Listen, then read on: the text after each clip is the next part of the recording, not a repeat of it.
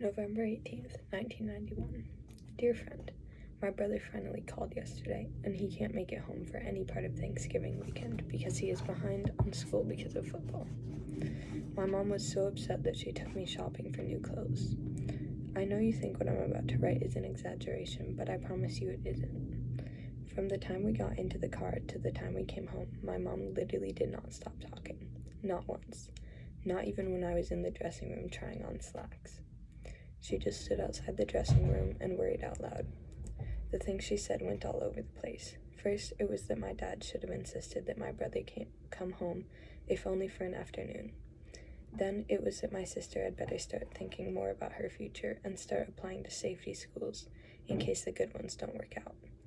And then she started saying that gray was a good color for me. I understand how my mom thinks. I really do. It's like when we were little and we would go to the grocery store. My brother and sister would fight about things that my sister and brother would fight about, and I would sit at the bottom of the shopping cart, and my mom would be so upset that by the end of the shopping, she would push the cart fast, and I would feel like I was in a submarine. Yesterday was like that, except now I got to sit in the front seat. When I saw Sam and Patrick at school today, they both agreed that my mom has very good taste in clothing. I told my mom this when I got home from school, and she smiled.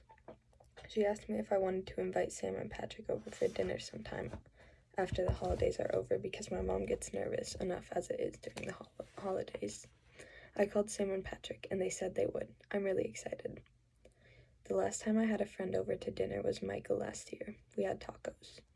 The really great part was that Michael stayed over to sleep. We ended up sleeping very little. We mostly just talked about things like girls and movies and music. The one part I remember distinctly was walking around the neighborhood at night. My parents were asleep along with the rest of the houses. Michael looked into all the windows. It was dark and quiet. He said, "Do you think those people are nice?" I said, "The Andersons? Yeah, they're old." "What about those people?" "Well, Mrs. Lambert doesn't like baseballs going into her yard." "What about those people?" "Mrs. Tanner has been visiting her mother for 3 months. Mr. Tanner spends his weekends sitting on the back porch and listening to baseball games. I don't really know if they're nice or not because they don't have children." "Is she sick?" "Is who sick?" "Mrs. Tanner's mother." "I don't think so. My mom would know and she didn't say anything." Michael nodded. "They're getting a divorce." "You think so?" "Uh-huh." We just kept walking. Michael had a way of walking quiet sometimes. I guess I should mention that my mom heard that Michael's parents are divorced now. She said that only 70% of marriages stay together when they lose a child. I think she read it in a magazine somewhere. Love always, Charlie. November 23rd, 1991. Dear friend, do you enjoy holidays with your family? I don't mean your mom and dad family, but your uncle and aunt and cousin family. Personally, I do. There are several reasons for this. First, I'm very fascinated and interested by how everyone loves each other, but no one really likes each other. Second, the fights are always the same. They usually start when my mom's dad, my grandfather, finishes his third drink. It is around this time that he starts to talk a lot. My grandfather usually just complains about black people moving into the neighborhood, and then my sister gets upset at him, and then my grandfather tells her that she doesn't know what she's talking about because she lives in the suburbs. And then he says how no one visits him in his retirement home. And finally he starts talking about all the family secrets, like how cousin so-and-so knocked up that waitress from the big boy. I should probably mention that my grandfather can't hear very well, so he says all of these things really loud. My sister tries to fight him, but she never wins. My grandfather is definitely more stubborn than she is. My mom usually helps her aunt prepare the food, which my grandfather always says is too dry, even if it's soup. And her aunt will then cry and lock herself in the bathroom. There's only one bathroom in my great-aunt's house, so this turns to trouble when all the beer starts to hit my cousins. They stand twisted in bladder positions and bang on the door for a few minutes and almost coax my great-aunt out. But then my grandfather curses something at my great-aunt, and the cycle starts over again. With the exception of one holiday when my grandfather passed out just after dinner, my cousins always have to go to the bathroom outside in the bushes. If you look out the windows like I do, you can see them, and it looks like they're on one of their hunting trips. I feel terribly sorry for my girl cousins and my other great-aunts because they don't really have the bushes option, especially when it's cold.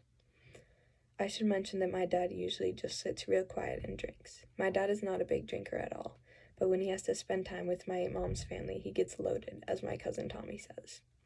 Deep down, I think my dad would rather spend the holiday with his family in Ohio. That way he wouldn't have to be around my grandfather. He doesn't like my grandfather very much, but he keeps quiet about it. Even on the ride home, he just doesn't think it's his place. As the evening comes to an end, my grandfather is usually too drunk to do much of anything. My dad and my brother and my cousins carry him out to the car of the person who is least angry at him. It has always been my job to open doors for them along the way. My grandfather is very fat. I remember there was one time that my brother drove my grandfather back to the retirement home, and I rode along.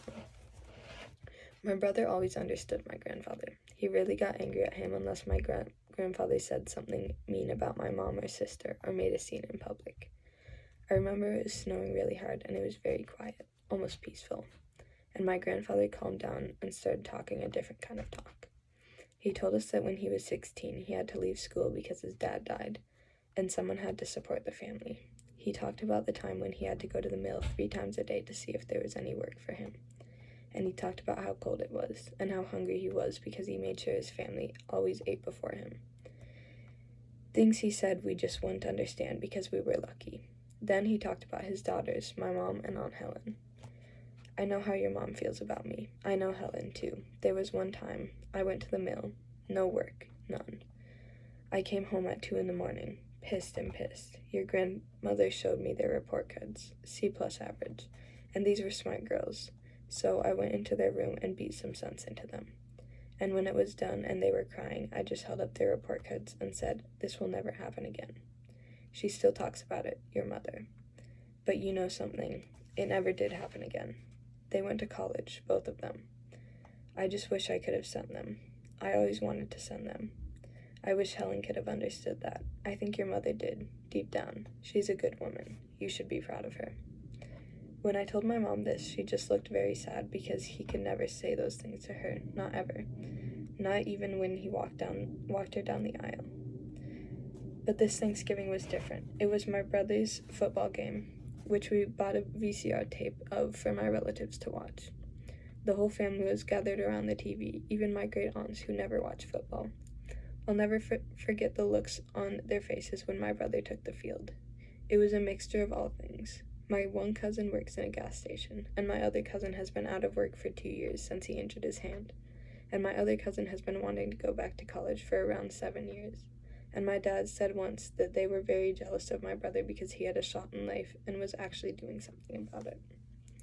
But in that moment when my brother took the field, all that washed away and everyone was proud. At one point, my brother made a very big play on 3rd down, and everyone cheered even though some of us had already seen the game before. I looked up at my dad and he was smiling. I looked at my mom and she was smiling even though she was nervous about my brother getting hurt, which was strange because it was a VCR tape of an old game and she knew he didn't get hurt. My great aunts and my cousins and their children and everyone were also smiling, even my sister. There were only 2 people who weren't smiling, my grandfather and I. My grandfather was crying. The kind of crying that is quiet and a secret, the kind of crying that only I noticed. I thought about him going into my mom's room when she was little and hitting my mom and holding up her report card and saying that her bad grades would never happen again. And I think now that he meant maybe my older brother, or my sister, or me. That he would make sure that he was the last one to work in a mill. I don't know if that's good or bad. I don't know if it's better to have your kids be happy and not go to college. I don't know if it's better to be close with your daughter or make sure she has a better life than you do. I just don't know. I was just quiet and I watched him. When the game was over and dinner was finished, everyone said what they were thankful for. A lot of it had to do with my brother or family or children or God. And everyone meant it when they said it regardless of what would happen tomorrow. When it came to my turn, I thought about it a lot because this is my first time sitting at the big table with all the grown-ups since my brother wasn't here to take his seat. I'm thankful that my brother played football on television so nobody fought. Most of the people around the table looked uncomfortable. Some looked angry. My dad looked like he knew I was right, but he didn't want to say anything because it wasn't his family. My mom was nervous about what her dad would do. Only one person at the table said anything. It was my great aunt, the one who usually locks herself in the bathroom. Amen. And somehow that made it all right. When we were all getting ready to leave, I walked up to my grandfather and gave him a hug and a kiss on the cheek. He wiped my lip print off with his palm and gave me a look. He doesn't like the boys in the family to touch him, but I'm very glad that I did it anyway in case he dies. I never got to do that with my Aunt Helen. Love always, Charlie.